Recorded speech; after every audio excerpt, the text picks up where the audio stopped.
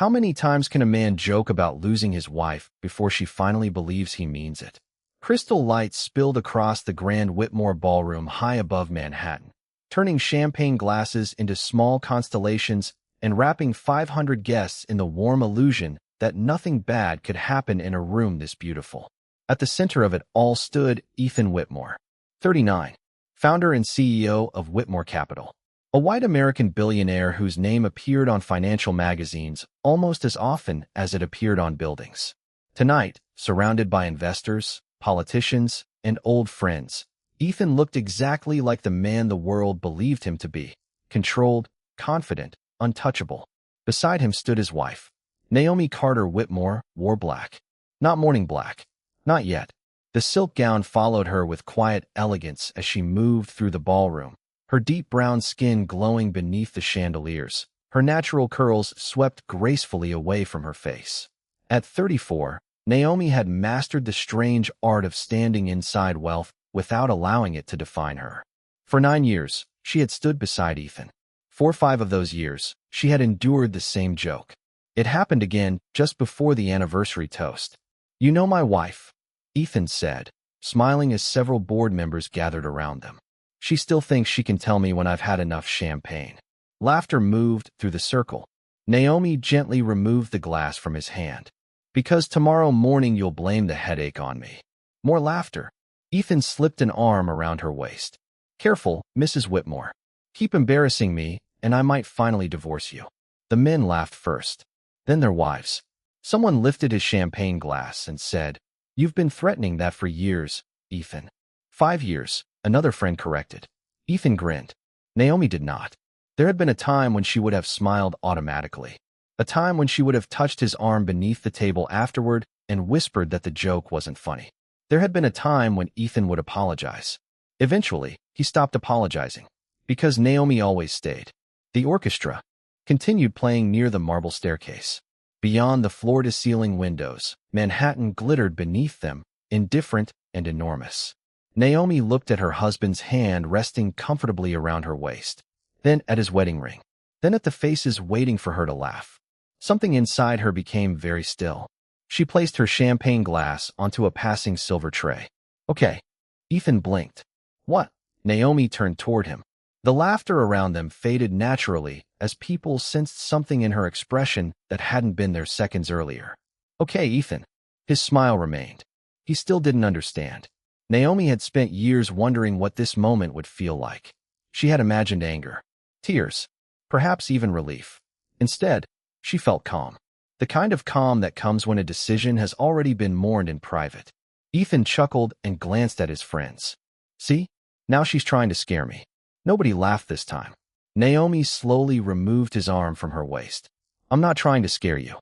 For the first time that evening, uncertainty crossed Ethan Whitmore's face. Naomi met his gray eyes. The same eyes she had loved when neither of them owned much more than ambition and overdue bills. The same eyes that had once looked at her as though her opinion mattered more than any boardroom. 5 years. 5 years of the same sentence, disguised as humor. 5 years of teaching her that whenever she disagreed, whenever she asked for more, whenever she reminded him that marriage required 2 people, he could casually place their entire relationship on the table and laugh about taking it away. Tonight, Naomi finally stopped protecting him from the meaning of his own words. "You want a divorce?" she asked softly. Ethan's smile disappeared. "Naomi, yes." One word. Quiet. Measured. Final. The orchestra kept playing, but the people nearest them seemed to hear nothing. Ethan stared at her. Naomi picked up her clutch. "After 5 years of asking," she said, "you finally have my answer." Then she walked away. No scene. No shattered glass. No tears beneath the chandeliers. Only the soft sound of her heels crossing polished marble while hundreds of people pretended not to watch. Ethan remained where she had left him, surrounded by everything he had spent his life building. For several seconds, he told himself she was angry. By morning, he would tell himself she was bluffing. By the end of the week, he would discover something far more frightening. Naomi had not decided to leave him tonight. She had decided 3 months ago. Tonight was simply the first time Ethan heard about it. Long before Manhattan learned the name Ethan Whitmore, Naomi Carter had known the man who was afraid he might fail. 9 years earlier, There had been no penthouse overlooking Central Park, no private driver waiting beneath polished towers, no Whitmore Capital engraved in steel above a 40-story headquarters. There had been a one-bedroom apartment in Brooklyn, a second-hand desk, and an ambitious 29-year-old man trying to convince the world that his ideas mattered.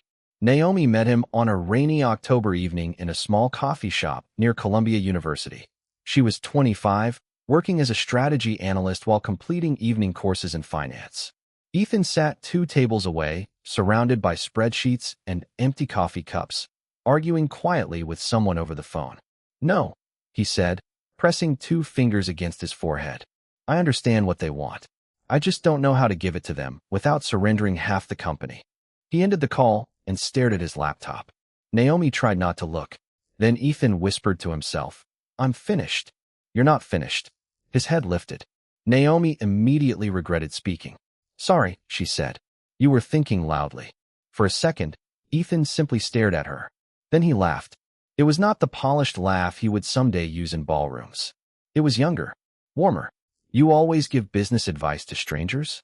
"Only strangers announcing their financial death in public." That was how it began. Not with champagne, not with diamonds. With bad coffee and a conversation that lasted until the employees stacked chairs around them. Ethan told her about the investment firm he was trying to build. Naomi listened, then asked questions no investor had asked him. Who was the company actually serving? Why was his proposal selling numbers instead of trust? Why did every page explain what Ethan wanted instead of what his clients feared losing?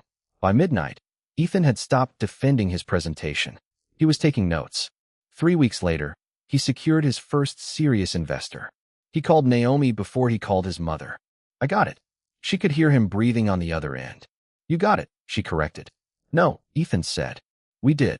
For years afterward, Naomi would remember those 2 words. "We did." Back then, Ethan understood the meaning of we. Their courtship grew alongside the company. Cheap takeout became their Friday tradition. Naomi reviewed presentations while Ethan cooked pasta badly. When his first office flooded, she spent an entire Sunday helping him carry files upstairs. When investors dismissed him, she reminded him why he had started. When Naomi faced subtle doubts in rooms where she was often the only black woman at the table, Ethan waited outside afterward with coffee and listened until she had nothing left to say. He saw her then, not as an accessory, not as Mrs. Whitmore, as Naomi. 2 years after they met, Ethan proposed on the floor of his unfinished second office. There were exposed wires overhead and paint cans against the walls. The ring was beautiful but modest. "I can't promise you an easy life," he said. Naomi smiled through tears. "I don't need easy." "What do you need?" She touched his face. "Honest," Ethan promised. And for a while, he kept that promise. Whitmore Capital grew. 1 million became 10. 10 became 100. The apartment disappeared. Then the second-hand desk. Then the commercial flights. Success arrived quietly at first, then all at once. Magazine covers began calling Ethan a visionary. Reporters praised his instincts. Investors repeated phrases Naomi remembered saying across their kitchen table years earlier. She never complained. She believed marriage was not a competition over who received credit. When Ethan won, she thought they both won. But somewhere between his first 100 million and his first billion, something subtle changed. Ethan began entering rooms before Naomi instead of beside her. He stopped asking what she thought and started assuming she would agree. The word "we" appeared less often. The word "I" took its place. Naomi noticed. Of course she noticed. She simply believed the man from the Brooklyn coffee shop was still somewhere beneath the tailored suits and security details. One evening, 5 years into their marriage, Ethan returned home after midnight. Naomi was waiting in the kitchen. "You missed dinner with my mother." Ethan loosened his tie. "I had investors in from London." "You promised." "I said I'd try." "No, Ethan. You promised." He looked at her, exhausted and irritated. Then he smiled. "Keep giving me that look and I'll divorce you." Naomi stared at him. A beat passed. Then Ethan laughed. "Come on, Naomi. It's a joke." She forced a small smile. Ethan kissed her forehead and walked upstairs, already checking his phone. Naomi remained beside the kitchen island. Outside, Manhattan burned gold against the darkness. On the counter sat 2 untouched dinner plates. She looked toward the staircase where her husband had disappeared. That night, Naomi laughed at the joke. She had no way of knowing Ethan would repeat it for the next 5 years. And each time he did, something inside their marriage would stop laughing. The first time Ethan joked about divorce, Naomi forgave the sentence before he ever apologized for it. The second time came 6 months later. They were having Thanksgiving dinner at Ethan's parents' home in Connecticut, seated beneath a chandelier that had belonged to his grandmother. His mother was discussing the foundation gala when Naomi quietly corrected Ethan about a donation he had promised. "You said Whitmore Capital would match the first $500,000. Ethan looked across the table. "Did I?" "You did." His father chuckled. "Careful, son. Your wife keeps better records than your accountants." Everyone laughed. Ethan lifted his wine. "That's why I married her." Naomi smiled. Then he added, "Although if she keeps correcting me in public, I may have to divorce her." Another wave of laughter. Naomi's smile remained in place, but something behind it changed. On the drive back to Manhattan, rain moved like silver. Threads across the windshield. "You did it again," she said. Ethan glanced over. "Did what?" "The divorce joke." He sighed. "Naomi, my family knows I adore you. That isn't the point." "What is the point?" She watched the highway lights pass. "Some things shouldn't become funny just because everyone knows you don't mean them." Ethan reached across the console and squeezed her hand. "You're right." For several months, he stopped. Then Whitmore Capital crossed $1 billion valuation. Everything accelerated. Private planes replaced airport lines. Dinner reservations became private dining rooms. Ethan's phone began ringing during vacations, anniversaries, even Sunday mornings. And the joke returned. At a board dinner in Chicago, Naomi questioned an acquisition Ethan was considering. "Maybe I should divorce you and marry someone who agrees with me," he said. The table laughed. At a charity weekend in Aspen, she reminded him he had promised not to work. Divorce is getting more attractive every minute. Laughter again. At their anniversary dinner, Naomi asked him to put his phone away. "You know, single men can answer emails whenever they want." This time, Naomi did not laugh. Years began measuring themselves through versions of the same sentence. Different rooms, different clothes, different audiences. The same joke. At first, Naomi confronted him afterward. Then she stopped. Not because it hurt less, because explaining pain to someone repeatedly could become its own kind of humiliation. Ethan mistook her silence for acceptance. That was his greatest mistake. He never noticed how Naomi's hand stopped reaching for his beneath restaurant tables. He never noticed that she stopped waiting awake when his meetings ran late. He never noticed that photographs of them began showing the same strange distance. His arm around her waist, her smile flawless, her eyes somewhere else. The world saw elegance. Naomi felt erosion. There was no single dramatic betrayal she could point to. No lipstick on a collar. No secret hotel receipt. No mysterious woman calling after midnight. There was only the slow disappearance of respect. And sometimes, Naomi discovered, a marriage did not collapse because someone broke the door down. Sometimes it disappeared because one person removed a brick every day while the other kept pretending the house was standing. On their 8th anniversary, Ethan hosted investors at their penthouse. Naomi had asked him for one evening alone. Just one. Instead, 24 people filled their home. Near midnight, after the last guest left, Naomi stood beside the windows overlooking Central Park. "You promised tonight would be ours." Ethan removed his cufflinks. "This deal closes Monday. There will always be another deal. And there will always be another anniversary." Naomi turned slowly. "Do you hear yourself?" Ethan exhaled. He was tired, successful, impatient, and far too certain of one thing. Her. "What do you want from me, Naomi?" "I want my husband." "You have him." "No. Whitmore Capital has him. The board has him. Investors have him. Reporters have him. I get whatever is left." His expression hardened. "That's unfair." "Is it?" Silence settled between them. Then Ethan gave the familiar half-smile. "Well, if being married to me is that terrible, maybe we should just get divorced." Naomi stared at him. Ethan waited for the argument. It never came. She simply removed her earrings and placed them carefully on the marble counter. "Good night, Ethan." He watched her walk upstairs. A strange uneasiness touched him, but his phone vibrated before he could understand it. He looked down. "London. Important." He answered. By the time Ethan entered their bedroom, Naomi was asleep, or pretending to be. 3 months later, she would sit across from a divorce attorney for the first time. And when the lawyer asked what finally convinced her the marriage was over, Naomi would remember that quiet anniversary night. Not because Ethan had mentioned divorce, but because she had finally realized something far more painful. He was no longer afraid of losing her. Naomi had spent years helping Ethan build an empire, but somewhere along the way, the empire had learned to forget her name. The proof arrived on a cold January morning. Whitmore Capital was preparing to acquire Halston Ridge, a struggling logistics company with valuable infrastructure across the Midwest. Financial reporters were already calling the deal Ethan Whitmore's next masterpiece. Naomi knew otherwise. 3 nights earlier, Ethan had left the acquisition documents open on his home office desk while taking a call. Naomi had noticed something buried deep inside the projections, a debt covenant tied to Halston Ridge's regional properties. If triggered, it could turn a brilliant acquisition into a very expensive mistake. She showed Ethan. He stared at the numbers for nearly a minute. Where did you find this? Page 214. You read the entire report? You left it beside my coffee. A slow smile crossed his face. Remind me never to compete against you. The following morning, Ethan ordered his team to restructure the deal. 2 weeks later, Whitmore Capital closed the acquisition under new terms and saved nearly $40 million. Business television celebrated Ethan's foresight. One headline called him the man who sees what everyone else misses. Naomi read it alone over breakfast. Ethan walked into the kitchen adjusting his cuff links. Good article? She turned the tablet toward him. His photograph filled the screen. The billionaire with perfect instincts. Ethan smiled.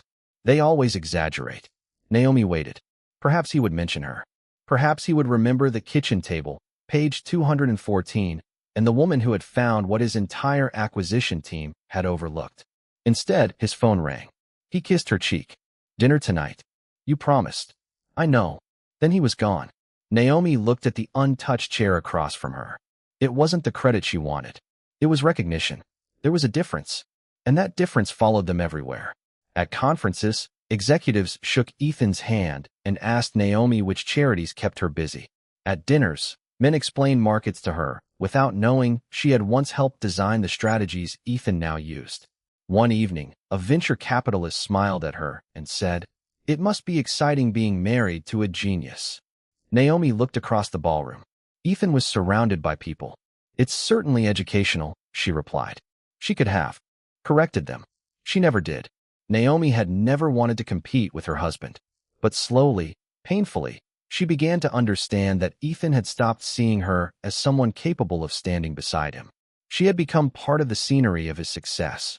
Beautiful, reliable, always there.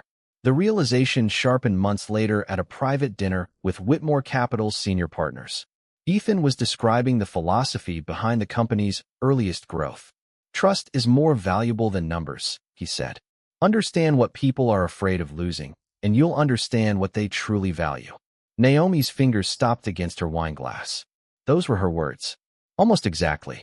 She had spoken them 9 years earlier in a Brooklyn coffee shop. The sentence that had helped save his first investor presentation. Applause moved around the table. Ethan accepted it naturally. Then his eyes found Naomi. For 1 second, something passed between them. Recognition. Memory. Maybe even shame. Naomi waited. Ethan could have said 3 words. Naomi taught me. Instead, he raised his glass. To Whitmore Capital. Everyone followed. Naomi lifted hers last. Later, inside the elevator, Ethan noticed her silence. You were quiet tonight. I was listening. To what? My words. He frowned. Naomi looked at him. The ones you gave a speech with. Understanding reached his face. Oh, come on. We've been together forever. I don't remember who said what anymore. I do. The elevator continued downward. Ethan loosened his tie. Are we really going to fight over a sentence? No good. Naomi watched the numbers descend. 32, 31, 30. Then Ethan smiled, trying to make the tension disappear the way he always did. Because if you start charging royalties, divorce might be cheaper. He laughed. Naomi didn't. The elevator doors opened. She stepped out first. That night, Ethan believed they had argued about recognition. Naomi knew it was something deeper. The billionaire standing beside her had built his reputation on understanding what people feared losing. Yet somehow, when it came to his own wife, Ethan had forgotten to ask the simplest question of all. What happens when the person you take for granted finally remembers her own value? 3 months before Naomi said yes beneath the chandeliers, she had already learned how much silence could cost. The law office occupied the 27th floor of a quiet building on Park Avenue. There were no reporters outside, no cameras, no dramatic confrontation waiting behind polished doors. Only Naomi and a woman named Rebecca Sloan. Rebecca was in her 50s, silver-haired and composed, with the patient expression of someone who had watched hundreds of marriages end long before divorce papers made them official. "You don't have to decide anything today," Rebecca said. Naomi looked through the window at Manhattan. "I already decided." Rebecca studied her. "Does your husband know?" "No, is there someone else?" Naomi almost smiled. Everyone expected catastrophe to have a face. A mistress. A secret account. A spectacular betrayal large enough to explain why a woman would leave a billionaire. "No," Rebecca folded her hands. "Then tell me why you're here." Naomi lowered her eyes to her wedding ring. For 9 years, it had represented a promise.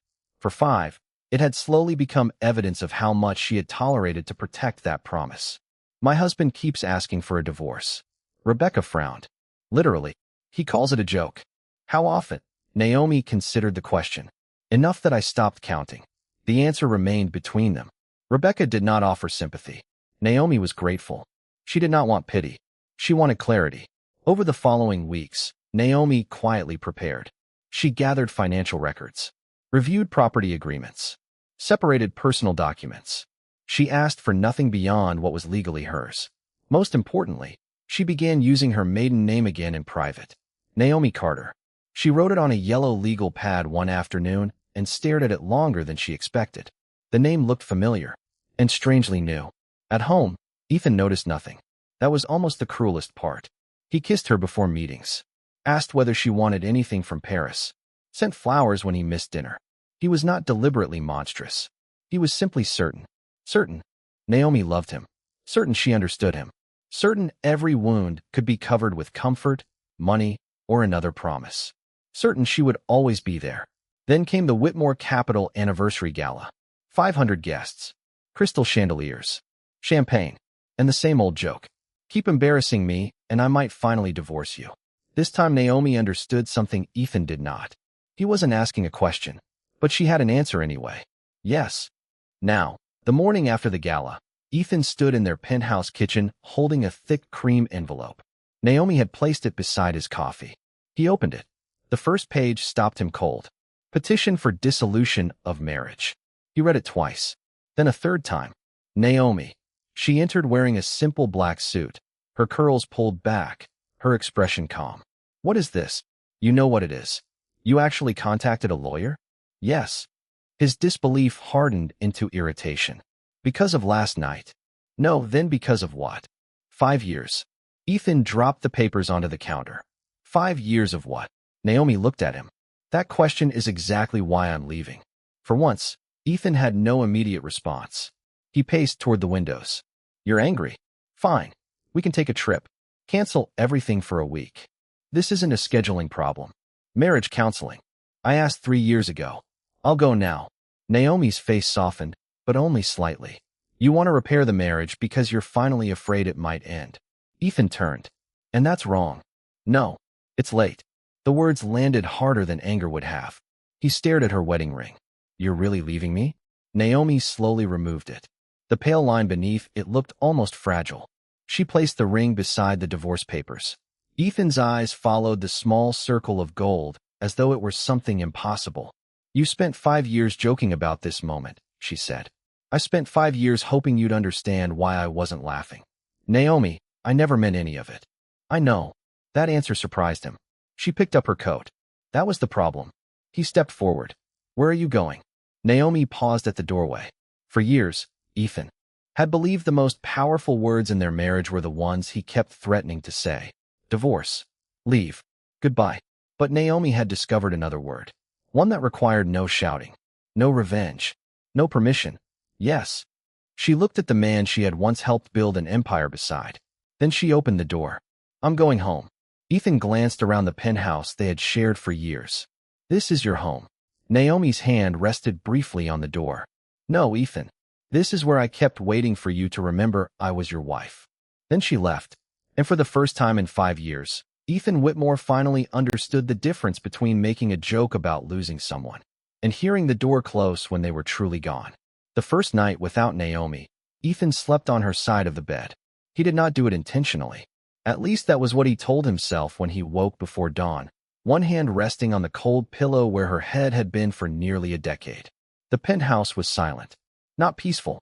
Silent. There was a difference. For the first week, Ethan treated Naomi's departure like a negotiation that had temporarily gone wrong. He sent flowers. They were returned. He called. She answered once. "I need time, Ethan. We need to talk." We talked for 5 years. The line went quiet. After that, Ethan stopped calling. Pride could imitate strength remarkably well when no one looked closely. At Whitmore Capital, he became sharper, colder. Meetings started precisely on time. Executives learned not to mention Naomi.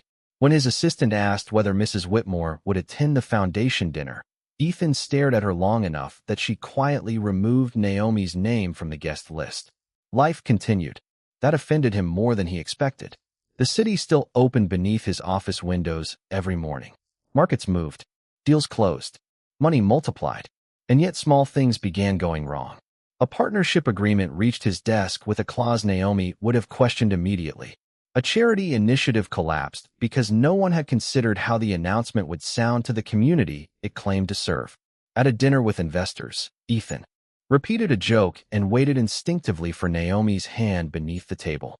There was no hand, only an empty chair. Across Manhattan, Naomi was learning a different kind of silence.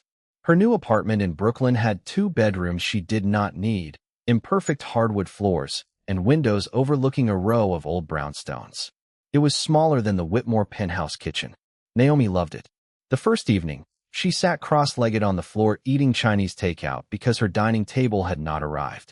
No staff, no photographers, no schedule arranged around Ethan. Just Naomi Carter. She had expected freedom to feel triumphant. Instead, some mornings it felt lonely. She missed him.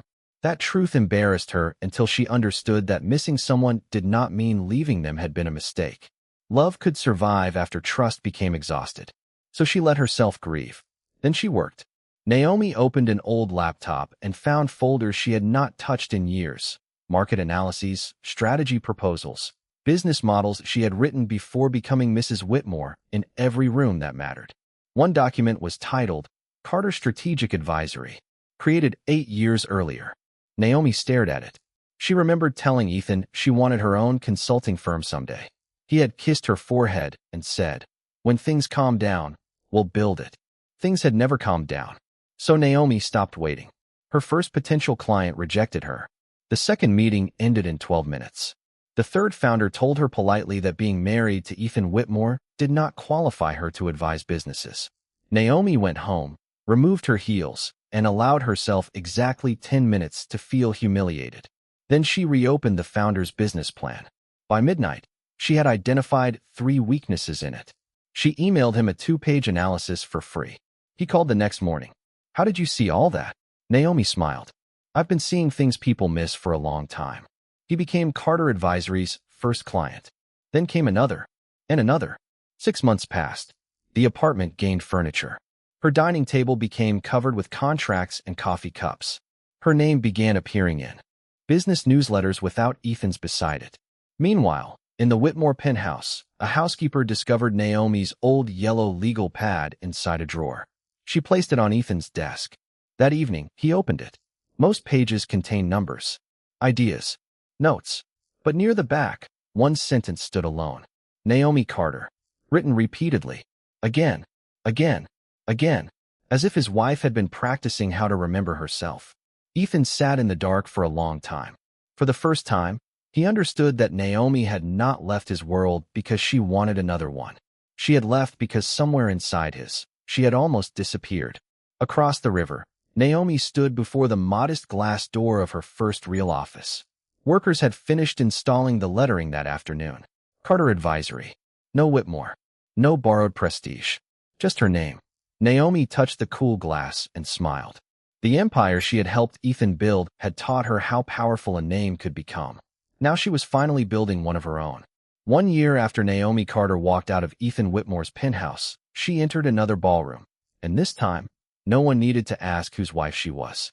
The Manhattan Business Leadership Gala occupied the Grand Hall of the Metropolitan Crown, a cathedral of crystal chandeliers, white orchids, and polished marble where New York's most powerful people gathered once a year to celebrate themselves. Ethan had attended for a decade. Tonight should have felt ordinary. It didn't. He stood near the stage in a black tuxedo, listening absently as two investors discussed interest rates. His attention drifted toward the entrance each time the ballroom doors opened. He hated himself for noticing. Then the room changed. Not dramatically. No music stopped. No one gasped. People simply began turning. Naomi entered alone. She wore crimson. The gown was elegant rather than extravagant, falling cleanly against her figure, its deep red glowing against her brown skin beneath the warm chandelier light. Her curls framed her face naturally, and there was something different in the way she walked. Ethan recognized it immediately. She was no longer entering his world. She belonged in this. One without him. For several seconds, he forgot the conversation beside him. A year ago, Naomi would have crossed the ballroom toward him automatically. Tonight, she didn't even look for him. Executives approached her. Founders shook her hand. A young black entrepreneur embraced her warmly before introducing Naomi to two investors. Ethan watched from across the room. Carter Advisory, someone beside him said. Remarkable growth. Ethan turned. The man speaking was Daniel Mercer, managing partner of a venture fund Ethan had known for years. You know the firm? Daniel laughed. Everyone does now. Carter saved the Lennox expansion after 3 consulting groups told them to abandon it. Ethan looked back toward Naomi. Daniel continued, unaware of the weight of his words. She sees things other people miss. Ethan almost smiled. He had heard that sentence before. The lights dimmed. Guests moved toward their tables as the host stepped onto the stage. Ethan found his assigned seat near the front. Naomi sat 3 tables away. Not beside him. Not behind him. In her own place. The evening moved through awards and speeches until the enormous screen behind the stage turned black. Then gold letters appeared. Emerging Business Leader of the Year. The host smiled. This year's recipient built one of New York's fastest-growing independent strategy firms while creating a mentorship initiative for women entering industries where they are too often overlooked. Ethan stopped breathing. Please welcome the founder and CEO of Carter Advisory, Naomi Carter. The ballroom rose. Applause thundered beneath the chandeliers. Naomi stood. For years, Ethan had watched rooms rise for him while she applauded from beside his chair. Now he was the one standing. Watching her, Naomi stepped onto the stage. Her name filled the screen behind her. Naomi Carter. Nothing followed it. Not Whitmore. Not wife of. Not former wife of. Just her name. She accepted the award and looked across the audience. For a long time, she began, I believed supporting someone else's dream meant mine could wait. The room quieted. I don't regret helping someone I loved succeed. Love is not wasted simply because it doesn't last. Ethan lowered his eyes. But I learned that supporting another person's light should never require dimming your own. Applause began softly, then grew.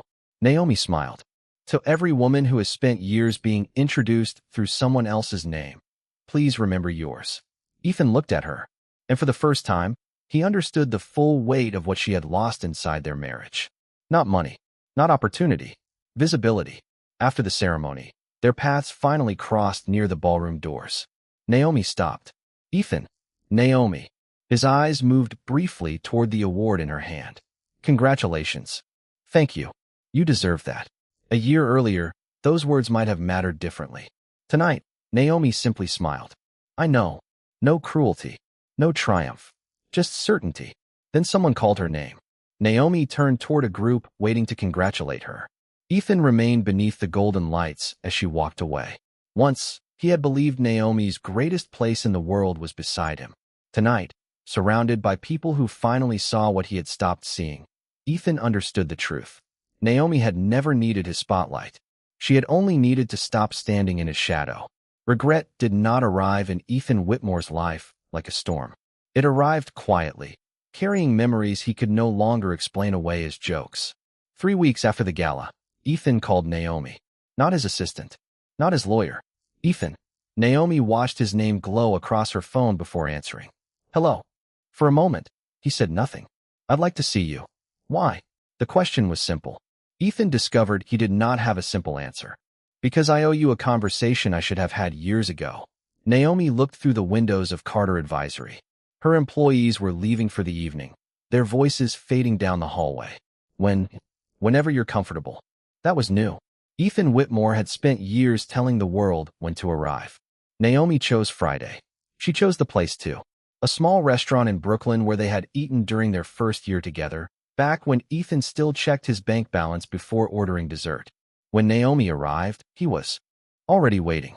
No security detail. No flowers. No expensive gift waiting beside her chair. Just Ethan. He stood when she approached. Hi. Hi. They sat. For several seconds, neither spoke. Then Ethan reached inside his jacket and placed a folded piece of paper on the table. Naomi recognized it immediately. The edges had yellowed. What is that? You know? She did. 9 years earlier, when Whitmore Capital was barely surviving, Naomi had written Ethan a letter after his largest investor walked away. She had forgotten it existed. Ethan unfolded it carefully. You wrote that failure couldn't decide who I was unless I let it. Naomi remembered the exhausted young man she had written those words for. I believed that.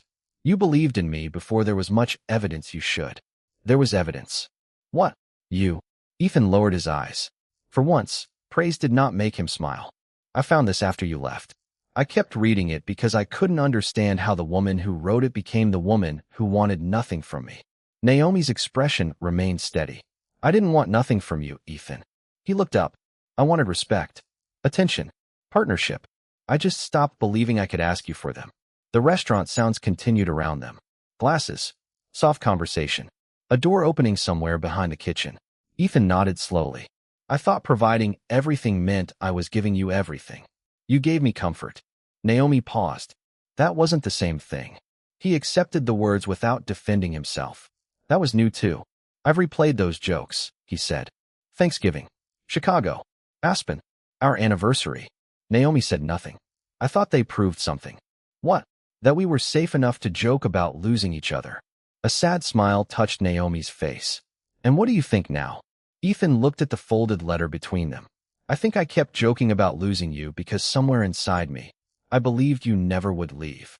His voice lowered. I treated your loyalty like a guarantee. Naomi felt the old ache, but it no longer controlled the room. Ethan continued. I thought the joke proved you would never leave. All it proved was that I stopped noticing how much it hurt you. There it was. Not an excuse. Not a negotiation. Recognition. Naomi breathed slowly. I needed you to understand that when I was still your wife. I know. And understanding it now doesn't erase what happened. I know. Ethan reached toward the letter, then stopped. I didn't ask you here to ask you back. That surprised her. I wanted to say I'm sorry without making forgiveness another thing you have to give me. Naomi studied him. The billionaire was still there. The tailored suit. The controlled voice. The man accustomed to owning outcomes. But something had changed. He was finally sitting across from a problem money could not solve. And for once, he wasn't trying to buy his way around it. When they stepped outside, Brooklyn was wet with evening rain. Ethan opened an umbrella. Naomi smiled faintly. You still carry one. You taught me. They walked to the corner. At her car, Ethan stopped. Naomi. She turned. I hope someday you can forgive me. Naomi looked at the man she had once loved enough to disappear beside. For years, Ethan had joked about divorce because he believed Naomi's love made leaving impossible. Now he finally understood the lesson hidden inside her departure. Love could make someone stay for a very long time. But dignity eventually taught them when to go.